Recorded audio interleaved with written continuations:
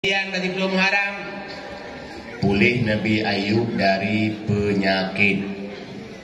Nabi Ayub dalam sejarah penyakitnya sangat luar biasa. Tapi baik dengan sejarah yang pegah Nabi Ayub penyakit tinggal tulang, tinggal lagi tengkorak. Sampai dari riwayat dipegah tinggal kesemayang mata uro yang hijau rerum tumbuh bayang uku.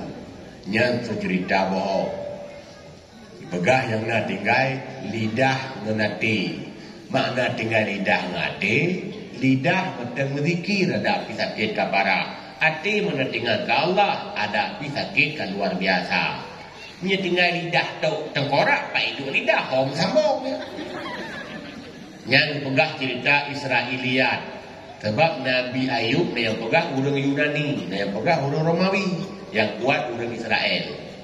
Lo Israelnya nabi-nabi dan fikir tiba. Ayo kata dia pegah-pegah Aceh sana muka nabi jam tirah. Mak tua ayah bahagia. Nabi Ayub juga disembuhkan setelah beberapa tahun sakitnya dan akhirnya beliau pun sehat kembali. Yaitu bab tanggal 10 Muharram. Malian tualau pada 10 Muharram selamat Nabi Ibrahim dari kobaran api wadai di raja. Nyampi batangga yang sama tapi kontun yang sabar karena Nabi tidak hidup mesiga-siga bina Nabi.